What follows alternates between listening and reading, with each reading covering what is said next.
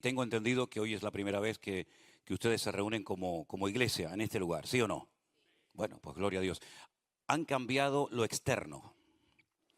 Espero que lo interno también lo cambien, pero a mejor. Porque yo creo en la necesidad de que la iglesia, y más en estos tiempos difíciles y peligrosos en los que estamos viviendo, que estemos dispuestos a cambios, pero a cambios producidos por el Señor. Porque hay cosas que nunca tienen que cambiar. Hay cosas que tenemos que aprender a mantener y no imitar a los demás, creyendo que imitando a los demás, el Señor también a nosotros nos bendecirá de una manera u otra. Pero hay otros cambios que se tienen que producir. El problema es que hay iglesias que no quieren cambiar en nada. Hay iglesias que están, digamos, tan arraigadas a sus tradiciones, a sus costumbres, a sus normas, que ya el Señor no puede hacer nada nuevo en la iglesia, no les puede sorprender. Como hablábamos anoche, el título del mensaje era el factor sorpresa. El Señor tiene muchas sorpresas para todos los que quieran ser sorprendidos, para todos los que quieran ser usados de una u otra manera. El Señor tiene grandes cosas para nosotros. Como citaba el texto de ayer, cosas que ojo no vio, ni oído oyó, ni han subido al corazón del hombre, son las que Dios tiene preparadas para las personas que le aman. Hay promesas en la Biblia que son condicionales, es decir, si usted cumple el requisito de la promesa se cumplirá en su vida. Hay otras que no, hay otras promesas que no son condicionales, sí o sí se le van a venir encima a su vida.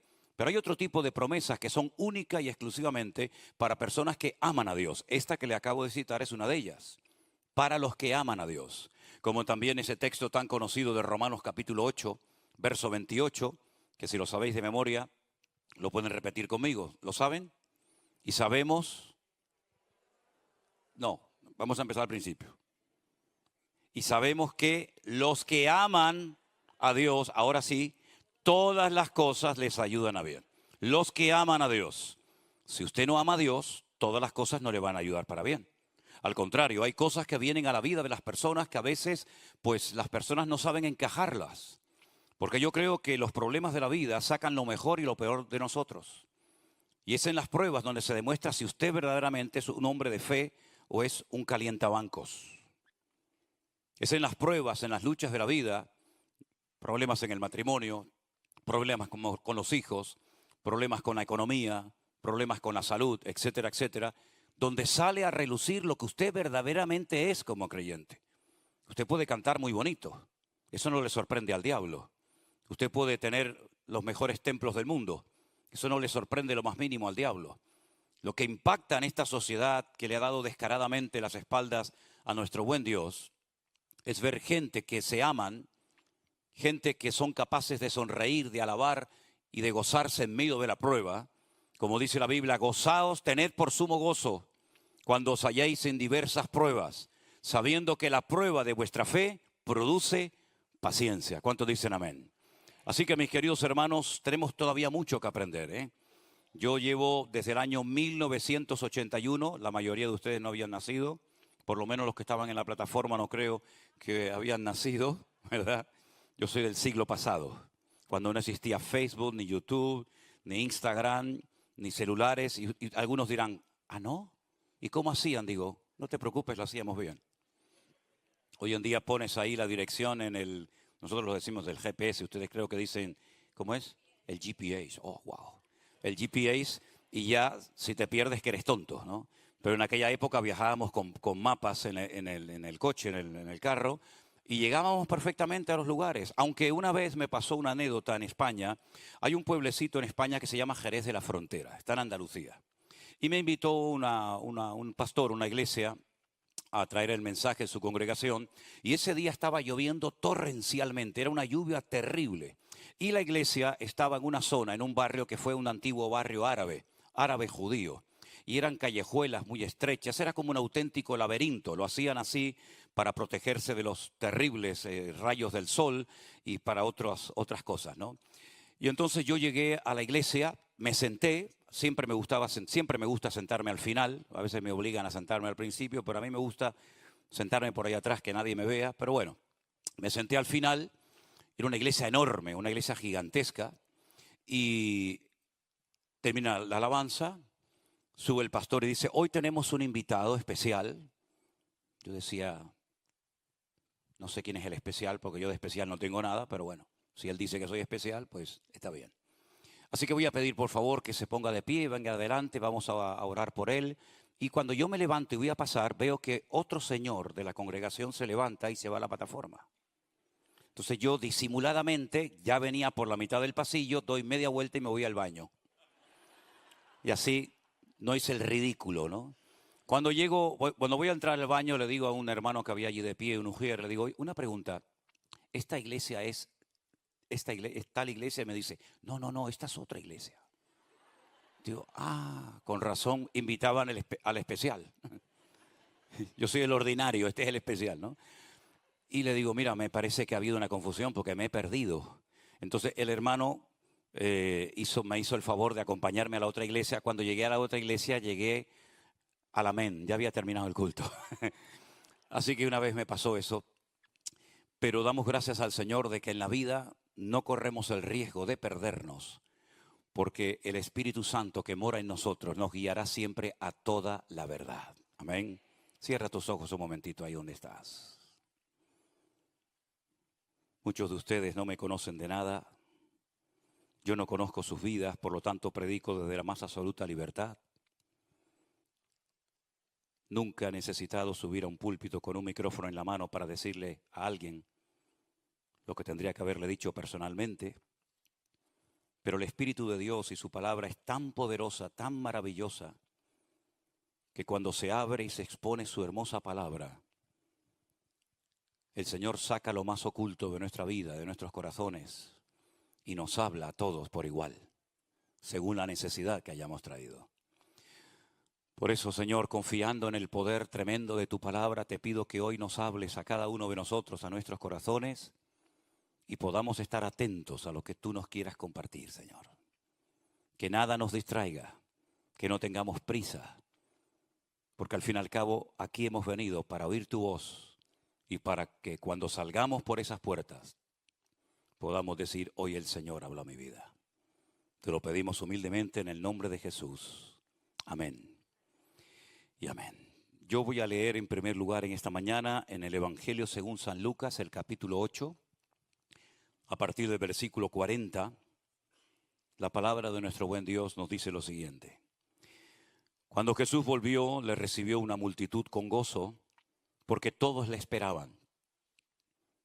Entonces vino un varón llamado Jairo, que era principal de la sinagoga, y postrándose a los pies de Jesús le rogaba que entrase en su casa, porque tenía una hija única de 12 años, que se estaba muriendo.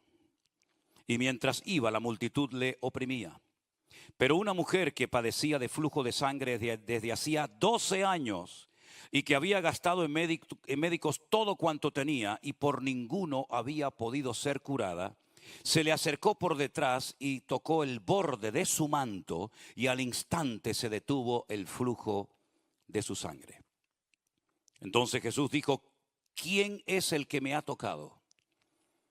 Negando todos, dijo Pedro y los que con él estaban, Maestro, la multitud te aprieta y te oprime, y dices, ¿quién me ha tocado? Jesús dijo, alguien me ha tocado, porque yo he conocido que ha salido poder de mí. Entonces, cuando la mujer vio que no había quedado oculta, vino temblando y postrándose a sus pies, le declaró todo delante de todo el pueblo, por qué causa le había tocado y cómo al instante había sido sanada. Y él le dijo, hija, tu fe te ha salvado, ve en paz. Estaba hablando aún cuando vino uno de casa del principal de la sinagoga a decirle, tu hija ha muerto, no molestes más al maestro. Oyéndolo, Jesús le respondió, no temas, cree solamente y serás salva.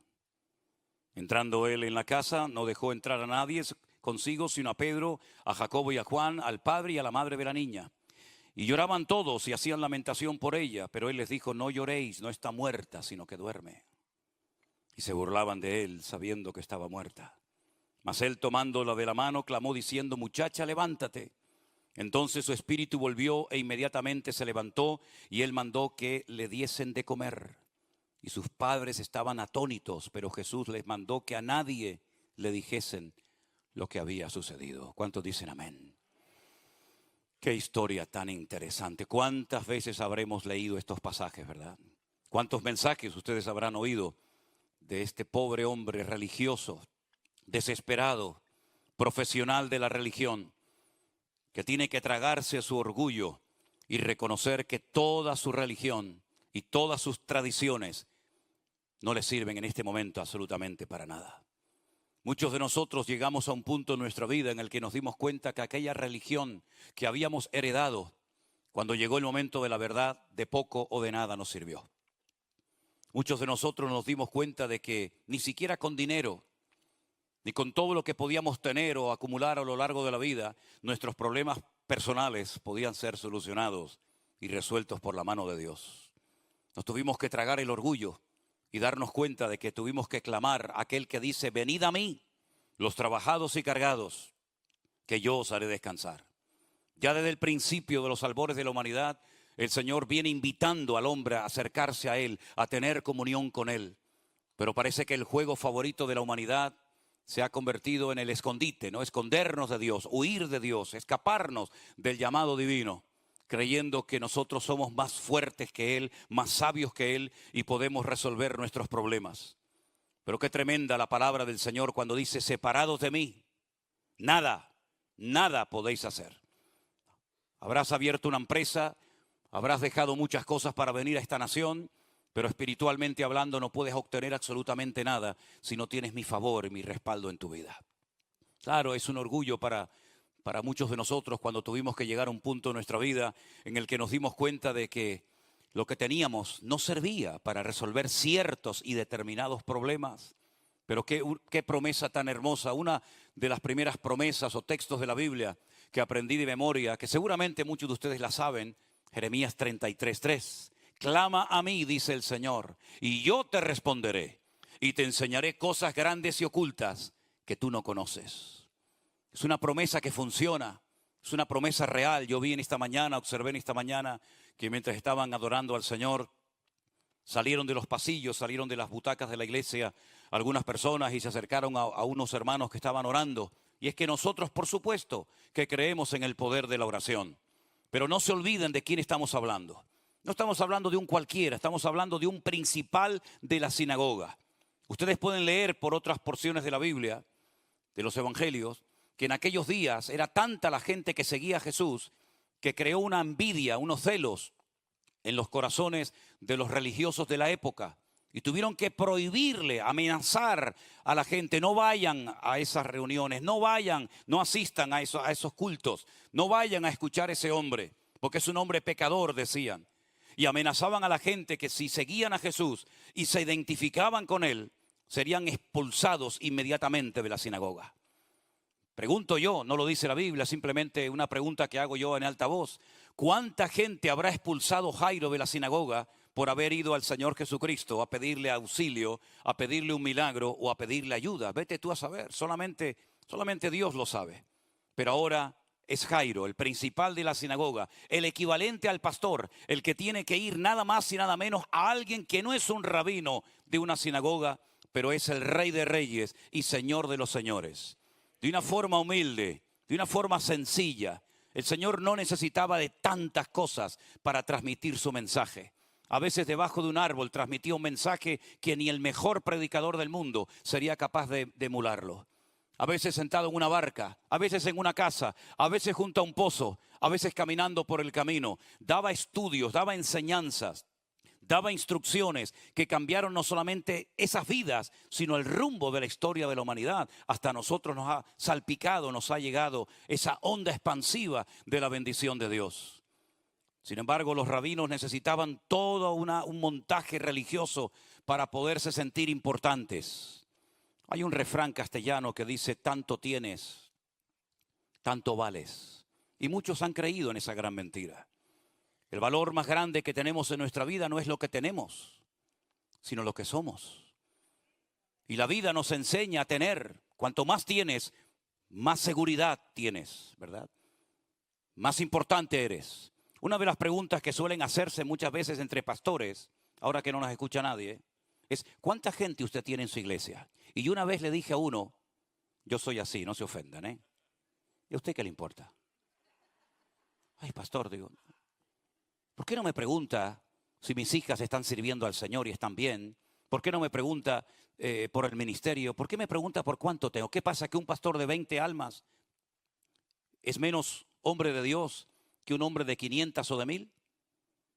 ¿Vamos a valorar el éxito o el fracaso de una persona en el ministerio que lo ha dejado todo, que se ha sacrificado toda la vida, que a veces se ha quitado de la boca para dársela a otro porque tiene menos almas que usted y es menos importante? Hasta ahí hemos llegado los cristianos, de valorar una iglesia, el éxito del ministerio de un hombre, ¿verdad?, que ha sacrificado tantas cosas porque tiene menos membresía que otra iglesia. Tan absurdo y tan bajo hemos llegado los cristianos, queridos hermanos. Es Jairo ahora con toda su religiosidad. Saben que para ser rabino, hoy en día, tienen que estudiar como mínimo de 4 a 8 años. Tienen que aprenderse libros enteros de memoria. Tienen que aprender lo que son los 613 mandamientos de la ley de Moisés o de la Torá o de la Humash. Tienen que aprenderse todo el Talmud de Babilonia, todo el Talmud de Babli, tienen que de Jerusalén, tienen que estudiar Gematría, Totafot, Gemará, tienen que estudiar un montón de cosas. Y todo esto este hombre lo conocía perfectamente. Y otras leyes que se habían inventado los rabinos de la época. Pero todo eso no le servía absolutamente para nada. ¿Saben lo que significa el nombre Jairo? Hombre iluminado. Y no he visto un hombre más perdido y más en tinieblas que Jairo. Un hombre desesperado, pero porque tiene un problema que a todos los que somos padres, cuando lo tenemos o lo podemos llegar a tener, nos transforma la vida. Podemos soportar muchas cosas, podemos soportar humillaciones, críticas, burlas, pero cuando uno de nuestros hijos cae enfermo o tenemos un problema con el niño o con la niña, toda nuestra vida cambia completamente, ¿sí o no? Eso nos pasó a nosotros el año pasado, en el mes de diciembre. Cuando le diagnosticaron a mi hija pequeña un 98% de probabilidades de metástasis en su cabeza, en su cerebro. Y entonces yo dije, ¿de qué me sirve saber todo lo que sé de la Biblia? ¿De qué me sirven las canciones que hemos compuesto? ¿De qué me sirve todo lo que hemos hecho si ahora, Señor, me siento el hombre más impotente e incapaz del mundo? Y fue cuando comencé a pensar en Jairo, un hombre religioso, un profesional de la religión, pero un hombre desesperado con una crisis de fe tremenda. ¿Y por qué menciono lo de crisis de fe? No digo que a mí me pasara, ni mucho menos, pero él entró en una crisis de fe porque él habrá puesto en la balanza y habrá dicho, yo tengo una religión heredada de mis antepasados. Él conocía toda la historia del pueblo de Israel. Él conocía cómo empezó todo, con el llamado de Abraham, sal de tu tierra y de tu parentela. Cómo él traspasó el legado de la fe a su hijo Isaac y a Jacob, y Jacob a las 12 tribus de Israel. Sabía perfectamente todo lo relacionado con el pasado, ¿verdad? Con el cautiverio babilónico, con la destrucción del templo, con el rey Salomón, con David, con todos los reyes de Judea y de Israel. Pero llega un momento en el que dice, esto no me sirve para solucionar el problema que tengo en este momento con mi niña pequeña de 12 años que dice que estaba a punto de morir. Otro evangelio dice que estaba ya agonizando, le quedaban minutos escasos de vida. Y él ahora tiene que tragarse su orgullo y tiene que ir a la calle a buscar a un carpintero de Galilea, que no es una persona famosa por tener una gran sinagoga, sino que es una persona que anda en sandalias con 12 prácticamente mendigos, con personas que no son religiosas, pero no me queda más remedio que ir a él a pedirle un milagro para que mi hija no se muera. Esto es muy fácil leerlo, pero seguramente tuvo que ser muy difícil para Jairo decir, ¿qué hago? ¿Voy o no voy? Espero unos minutos más. ¿Le leo 4 o 5 salmos o salgo a la calle a traer a este hombre a mi casa? ¿Qué hago? Además, si salgo a la calle, todo el mundo me va a reconocer. Todo el mundo sabe quién soy yo. Yo soy Jairo. Yo soy el principal de la sinagoga. Todo el mundo en la ciudad me conoce. ¿Y qué van a pensar de mí? Mira dónde va Jairo, pero ¿qué está haciendo? Si él el sábado pasado predicó en contra de este hombre. Si él está en contra de las enseñanzas de este rabino de Galilea y ahora resulta que sale a la calle y le pide ayuda, una lucha interior tremenda. Pero gloria a Dios que se tragó su orgullo, ¿eh? Gloria a Dios que fue capaz de decir, pues voy a ir. Por un hijo soy capaz de hacer lo que sea, ¿sí o no? ¿Cuántos son padres y madres aquí en esta mañana? Hago un paréntesis, me vino una vez una hermana a pedirme oración por su hijo. El hijo era terrible, le robaba, le insultaba, Estaba metido en el mundo de las drogas, lo buscaba la policía, era un desastre de muchacho. Y le dije, pero échalo a la calle un tiempo para ver si de esta manera reacciona. Pastor, no lo puedo hacer. Y yo digo, ¿por qué? Dice, porque lo amo. Parece como que el amor tiene que permitir y consentir todo, lo bueno y lo malo, ¿verdad? Y a veces por querer ayudarlos, resulta que le hemos dado tanto que los hemos echado a perder. ¿Cuántas veces he oído la frase, es que yo no quiero que mis hijos pasen lo que yo he pasado en la vida? Y tú no te das cuenta que tú has llegado a donde estás por lo que pasaste. Saquen a estos jovencitos a la calle y díganle, mire ese pájaro, dígame cómo se llama ese pájaro. Dígame cómo se llama este árbol. Y el niño te dirá, dale un teléfono, dale la maquinita diabólica al niño. Y va a ser capaz de comprarte un terreno en Burundi, de lanzarte un misil a la luna y de hacer cualquier cosa. Pero no le preguntes cómo se llama el pajarito que está cantando en el jardín de la casa. Porque están como robotizados, están atontados, perdidos, ¿verdad?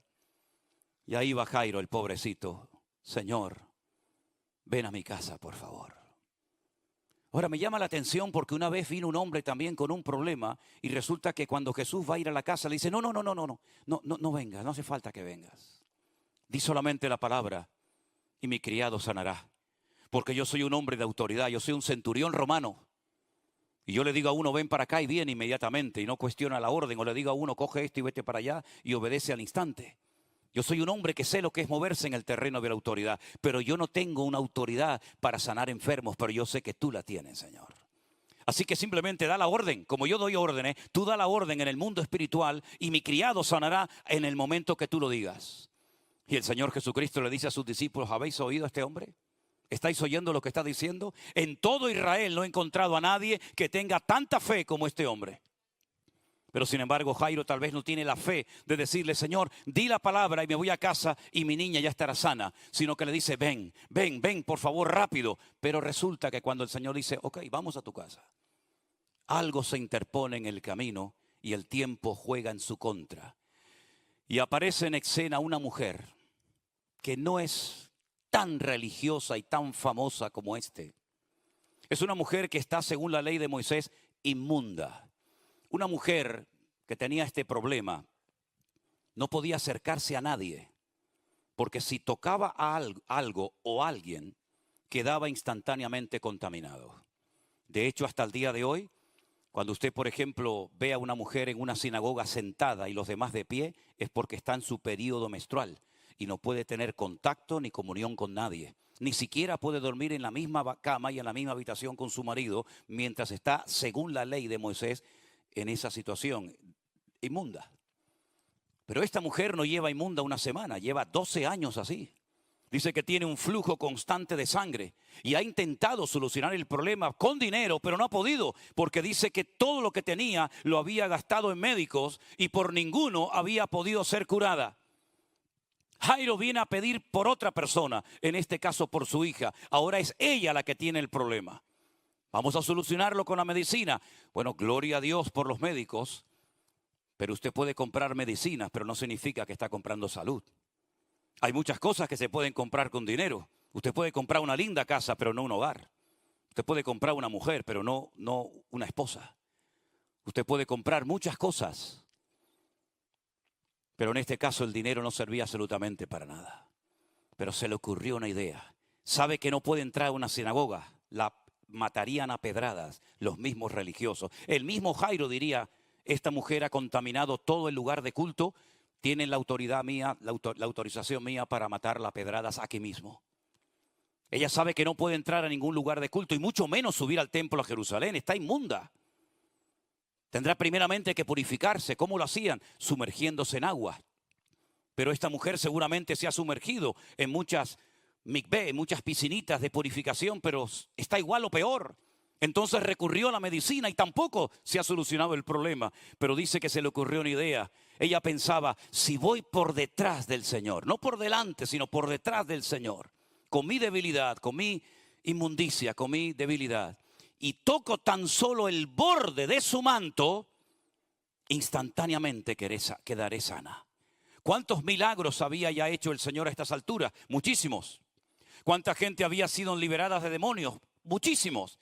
Seguramente ella había estado alimentando su fe. A pesar de su triste condición, ella sabía que ese hombre tenía un poder y una autoridad sobre espíritus malignos, sobre enfermedades, incluso hasta sobre la muerte, porque ya a estas alturas el maestro había resucitado a más de una persona. Por lo tanto, ella dice, voy a hacer lo que pueda, voy a esforzarme en llegar por su espalda, tocar el borde de su manto, y entonces sé que mi vida puede ser transformada por el poder de Dios. Es que era un manto milagroso, era una especie de varita mágica que cuando uno toca ese manto queda sanada. ¿Qué tenía ese manto? Algunos tal vez dirían, ¿cómo me gustaría a mí tener ese manto hoy en día, no? Pues yo lo tengo. Yo tengo no ese manto. Tengo un manto exactamente igual que el Señor Jesucristo usaba. Y os voy a enseñar de una forma visible qué es lo que quería tocar esa mujer y por qué quería tocar eso del manto. ¿Lo queréis ver? ¿Lo queréis ver, sí o no? ¿Me lo puedes traer, por favor? Ponme un pie para poner esto ahora un segundito. Este es el manto de oración que durante miles de años todos los hombres, no las mujeres, usan como una de las prendas principales de su vestidura.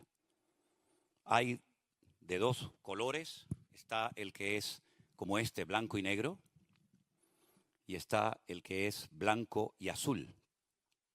Antes de explicarles lo que significa este manto, el idioma hebreo es un idioma alfanumérico, es decir, cada letra tiene un valor numérico. Por ejemplo, digamos, la A sería el número 1, la B sería el número 2, la letra C sería el número 3 y así sucesivamente, ¿de acuerdo?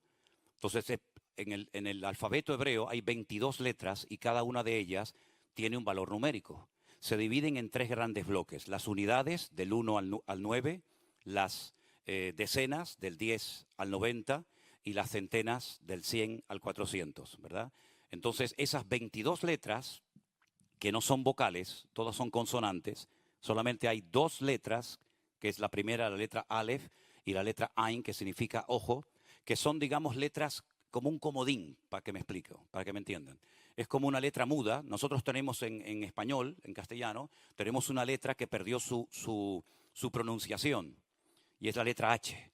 Simplemente la utilizamos por cuestiones ortográficas. Podemos escribir la palabra hermano. ¿Cómo la escribe usted? Ah, menos mal. No, porque van a decir, iba con H. Sí, hermano va con H. Entonces, la puede escribir con H o sin H. Se pronuncia exactamente igual, pero es cuestión ortográfica. Bueno, en hebreo hay dos letras que son mudas y usted las convierte en lo que usted quiera. Repito, la Aleph y la letra Ain.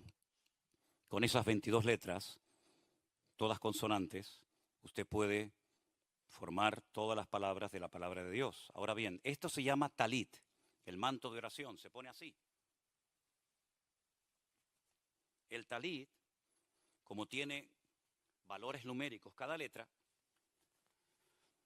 la palabra talit, si usted busca el valor numérico de la palabra talit, suma 600.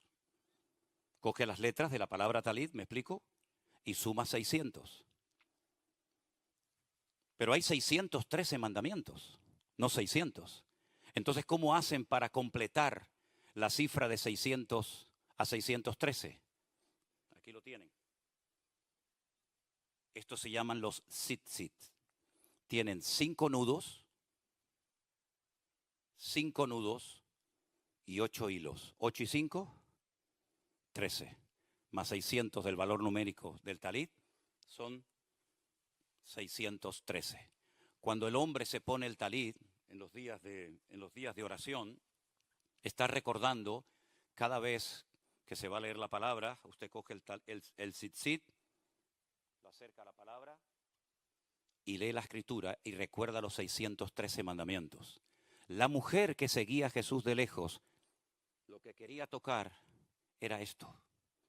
Esto es lo que ella quería tocar. Simplemente el borde, no el talit entero.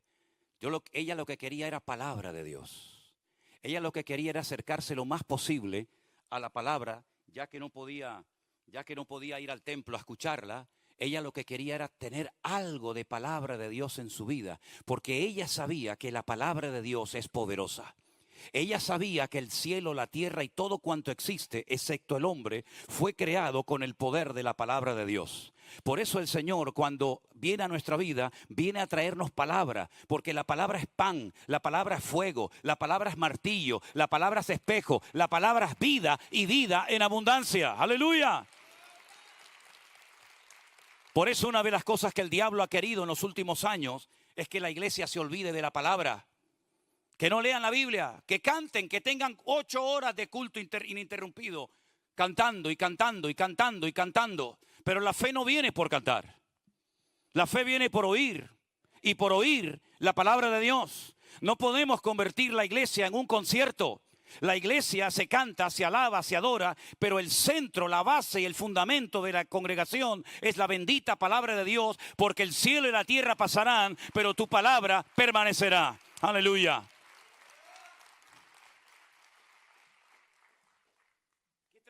¿Verdad? Cuando ves a la gente que dedica más tiempo a internet, a la televisión, a jugar a cualquier deporte que a la palabra de Dios. ¿Por qué se creen ustedes que en el 2020 el Señor metió en sus casas a millones y a millones de cristianos?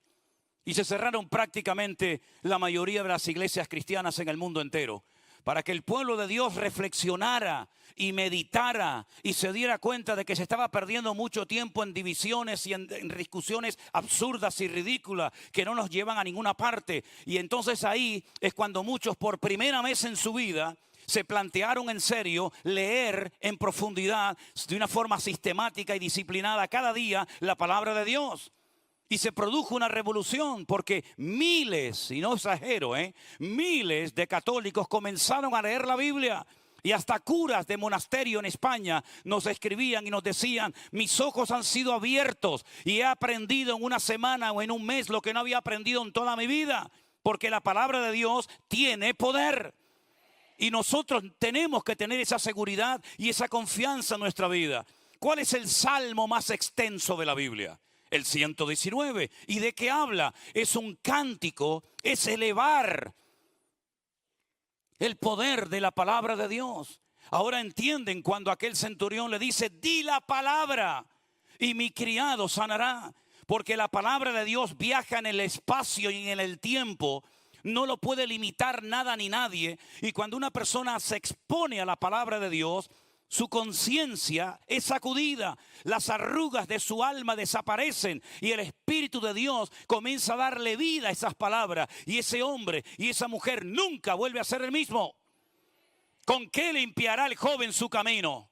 Venga, actividades para los jóvenes. Vamos a hacerle la cancha de básquetbol. Vamos a hacerle la cancha de béisbol. Vamos a llevarlos de excursión a Europa. Vamos a llevarlos por aquí y por allá. Pero no hay santidad, no hay orden, no hay obediencia. Métanlos en la palabra, que sean estudiantes de la palabra y vas a ver cómo cambian sus vidas. Porque el joven es limpiado, transformado por el poder de la palabra de Dios, mi hermano querido. La piedra angular de nuestra fe es Él. Y Él es la palabra hecha carne. ¿Saben ustedes que cuando construían el segundo templo de Jerusalén, también pasó en el primero? Las piedras venían numeradas porque no se podía hacer ruido en la casa de Dios. Las piedras ya venían cortadas y tenían que ser ensambladas como si fuera un gran puzzle, ¿no? Un rompecabezas, ¿me explico? Y venían numeradas de la cantera, ya venían cortadas. Estaba aquí arriba, estaba para allá, estaba en este lateral. Todas ya venían cortadas y numeradas. Llevaron una piedra a Jerusalén y cuando la vieron dijeron: esta piedra es muy rara. Esta piedra no encaja. Y la tiraron, la lanzaron a las profundidades del torrente de Cedrón. Torrente que separa el monte Moriat del monte de los Olivos. Y allí estuvo esa piedra tirada mucho tiempo. Hasta que un día se dieron cuenta los edificadores que era la piedra más importante de todas. Era la piedra angular. Y tuvieron que tragarse su orgullo y bajar al torrente de Cedrón y recuperarla. Y es la que cierra el ángulo, la más importante de todas. Hay costumbre en muchos países, por ejemplo en España está la costumbre de que en muchas piedras angulares guardan los planos y guardan documentos como un detalle, ¿no? Es decir, en la piedra más importante guardamos los planos, los documentos de esta edificación. Y el Señor Jesucristo dice, la piedra que desecharon los edificadores, que soy yo, vino a ser finalmente la piedra del ángulo. Hermanos queridos, esta mujer tocó el borde del manto, que significa o representa la palabra del Señor, y dice al instante, al momento. No tuvo que esperar 20 años o otros 12 años más, sino que al instante, dice la Biblia, que el flujo de sangre se detuvo. Pero no pasó desapercibida. Fue descubierta. Porque a pesar de que la multitud apretaba y oprimía al maestro, el Señor se para y dice, ¿quién me ha tocado? Y los discípulos le dicen, Señor, ¿cómo que quién te ha tocado? Todo el mundo nos está apretando, no podemos ni movernos. Dice, no. Yo he notado que ha salido poder de mí. Alguien me ha tocado diferente. Alguien me ha tocado con fe. Y entonces la mujer se da cuenta de que ha sido descubierta. Comienza a temblar de pánico porque puede morir apedrada en cualquier momento. Pero el Señor le dijo, mujer, no temas, tu fe te ha salvado. Nunca me han gustado los shows ni los espectáculos en las iglesias, nunca. Siempre he huido de todo eso, aunque podía haber vivido de esa historia. Pero si algo me llama la atención del Señor Jesucristo es su naturalidad y su sencillez. Sin gritos, sin shows, sin espectáculos. La gente hasta se sanaba simplemente rozando y tocando al maestro. Y yo pensaba, decía, Señor, si una mujer tocó el borde de tu manto y su vida fue transformada completamente, ¿cuántas cosas maravillosas nos pueden suceder ahora que tú estás dentro de cada uno de nosotros por el Espíritu Santo que mora en nosotros? Por eso no entiendo cómo hay cristianos que se aburren. Por eso no entiendo cómo hay cristianos que están como frustrados, como un vacío constante y permanente. ¿Tú sabes a quién llevas dentro de tu cuerpo, hermana? ¿Tú sabes quién mora 24 horas al día en tu corazón? Hay gente que se tira de los puentes porque quieren una subida de adrenalina. Hay gente que hace locuras. En España hay una fiesta que se llama la fiesta de San Fermín, donde sueltan toros bravos y multitudes salen corriendo. Porque como te agarre un toro de estos, te vas al otro mundo, ¿sabes? Y cuando le preguntan, ¿pero por qué lo hace? Y van americanos así, un montón de americanos, y japoneses, y chinos, y alemanes, y suecos, y de todas partes del mundo. Dice, porque queremos experimentar una subida de adrenalina. ¿Sí? Por eso lo haces. Si quieres tener la mayor subida de adrenalina y el gozo más grande de tu vida, entrégale hoy tu vida al Señor Jesucristo y podrás caminar de gloria en gloria, de victoria en victoria, todos los días de tu vida, mi querido hermano. Esa fue la experiencia que me cambió a mí la vida. Yo no me convertí a una iglesia. A mí no me gustaban las iglesias. Para mí la mayoría de los cristianos no me daban muchas veces un buen testimonio. Yo no me convertí a una denominación, no soy representante de una denominación, no vengo aquí a hablar de otra religión. A mí el que me cambió y me transformó la vida fue mi Señor Jesucristo. Porque yo no sé si lo logré tocar con la falta de fe que tenía en aquel momento, pero yo sé que Él me tocó a mí y me liberó. Y yo resumo mi testimonio en 3 palabras. Y le digo a mucha gente, si usted no cree lo que le digo, a mí me da exactamente igual, créame. Pero a mí el Señor me liberó de lo que yo sé que me tenía que liberar. A mí el Señor me sanó. Y a mí el Señor me salvó. Y con eso me sobra todo lo demás. Si creen o no creen, si aplauden o no aplauden, si vienen o no vienen, me da exactamente igual. Yo sé en quién he creído. Y yo sé que así como esta mujer fue sanada y transformada, a mí me pasó exactamente lo mismo. Y quiero decirles que yo ya siendo pastor, por muchísimos años de mi vida, yo sufría de algo que en cualquier momento se me cerraba la nariz y no podía respirar. Y eso me llevó a tener ataques de asma tremendos. Y yo vivía constantemente con esos frasquitos, uno en el bolsillo, otro aquí, otro en la guantera del coche, otro en la mesita de casa. Yo vivía constantemente, permanentemente con gotas, constantemente, y con spray, constantemente. Era todo el día, hasta el punto que hacía así. Y enseguida me comenzaba a sangrar. Estaba tan tranquilo antes de predicar, otra vez sangrando. Me tenía que ir al baño y a ver si se me iba. Era constantemente el tabique y lo tenía ya casi hasta perforado. Y un día en Buenos Aires, en un campamento de más de 2000 jóvenes donde me habían invitado a predicar en el año 90, 91 del siglo pasado, me dio este ataque y no tenía gotas. Y estaba en pleno campo. ¿A dónde voy yo de madrugada al campo? A buscar las dichosas gotas y el spray. ¿Dónde voy yo ahora? Entré en una desesperación. Era como un drogadicto, créanme, hermanos. No podía vivir sin ellos, sin esas gotas. No podía vivir sin eso. Era una obsesión. Tenía siempre que... Yo hacía así cuando subía al púlpito y decía, aquí las tengo. Vamos a orar. Digo, sí, déjala. Yo tenía que tener siempre mis gotas. Era lo que me daba una cierta tranquilidad. Pero esa noche no tenía nada. No había farmacias, no había nada cerca. Y entonces Elena me dice, te estás asfixiando, ¿verdad? Digo, me estoy muriendo. Y comencé a ver estrellitas. Yo vi estrellitas, ¿saben? Yo las vi. Y me asfixiaba y me faltaba el aire. Y yo digo, Elena, si me caigo desmayado, por favor, mira, me tapas así y me das respiración. Como a mi hija, miren, le tuve que dar, que le pegó una patada a un caballo y le sacó todo el aire. Le tuve que dar masaje cardíaco y respiración artificial porque me la mató un caballo. Y el Señor la levantó. Le dije, me tienes que hacer eso porque me va a dar algo esta noche. Y me dijo, lo más sencillo, ¿no? ¿Quieres que ore por ti? Y le dije, ya estamos con lo mismo, siempre igual, siempre igual.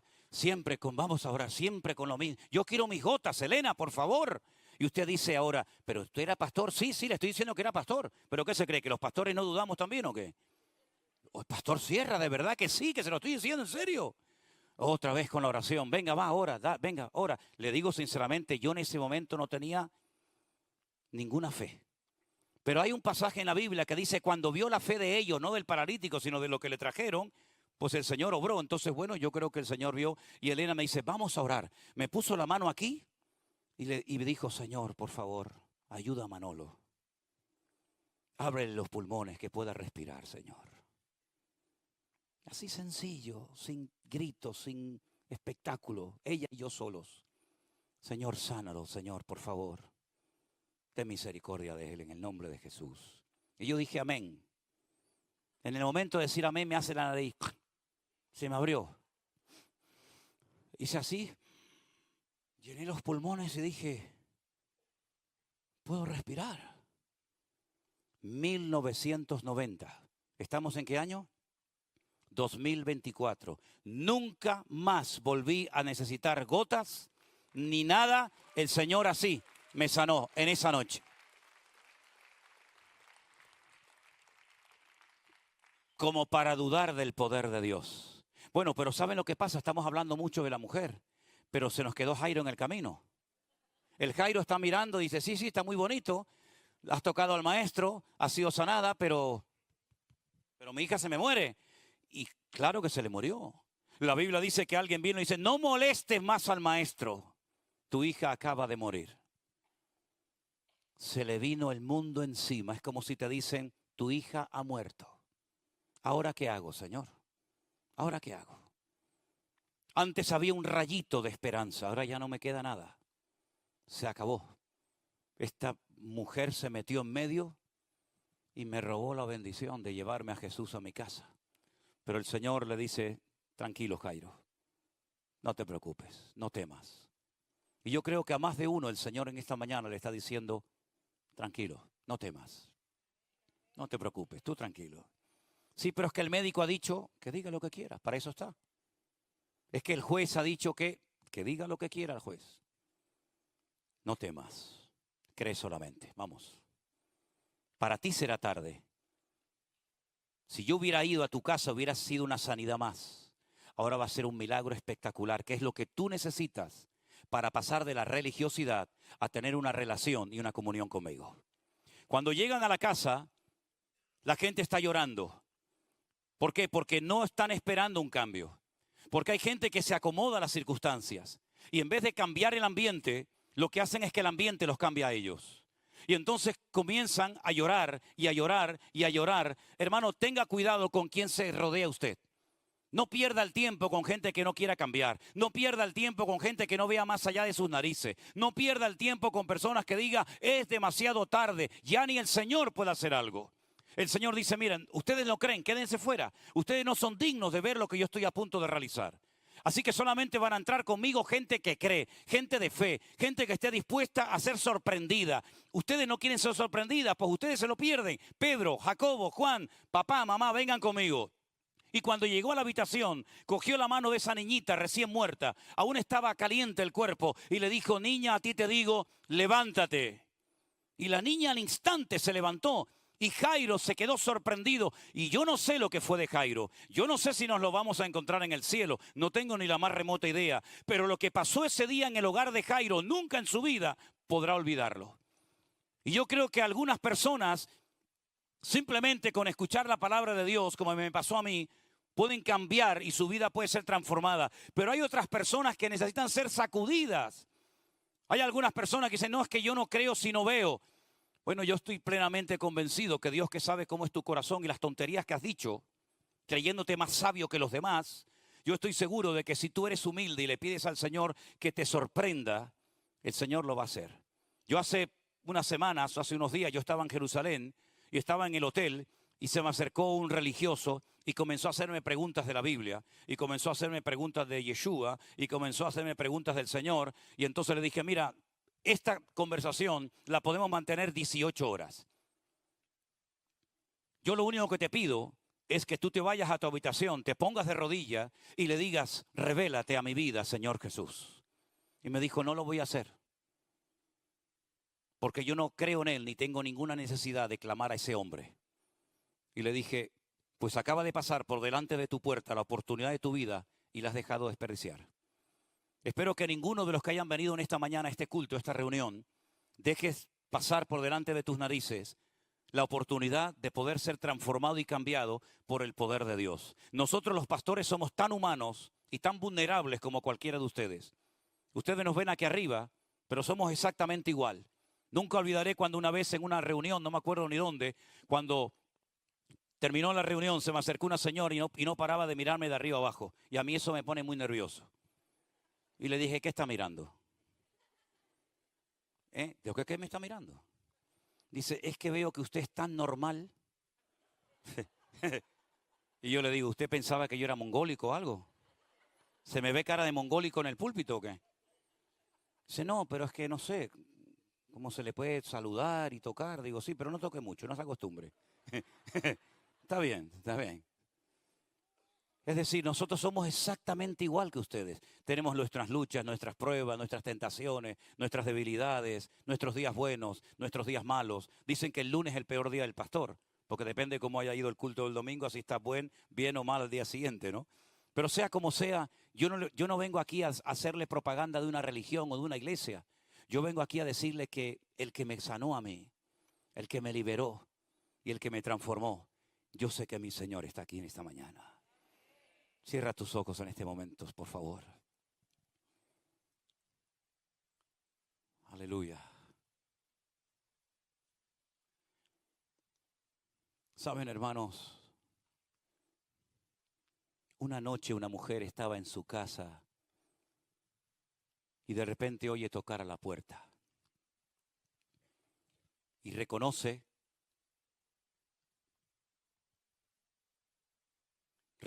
que el que está llamando a la puerta es el amor de su vida, su amado del alma, el señalado entre 10,000. Pero resulta que le dice desde la cama, me acabo de lavar y estoy acostada y no me voy a levantar a abrirte, amado mío. Después de un rato se da cuenta de que ha cometido una gravísima equivocación, se levanta de la cama y cuando va a abrir la puerta se encuentra que el amado ya no está. Y comienza a llorar desesperadamente. Enferma de amor, sale por las calles y pregunta, ¿habéis visto a mi amado? ¿Lo habéis visto? Y le dicen, ¿quién? Mi amado. El amado de mi alma, el señalado entre 10,000. ¿Lo habéis visto? Dice, no sabemos quién es. Y ella la describe a la perfección, de los pies a la cabeza. Y les habla de cómo son sus pelos, sus piernas, sus dientes, sus ojos, sus labios. Lo conocía, pero lo perdió por negligencia. Porque pensó que no merecía la pena el esfuerzo de levantarse de la cama para abrirle la puerta a su amado. Y es ultrajada y humillada. Y dice, oh doncellas de Jerusalén, no hagáis despertar el amor, porque el amor es como las brasas. Pero si lo encuentras, ponlo como una marca sobre tu corazón, como un sello en tu alma. Porque yo lo perdí y lo estoy buscando desesperadamente.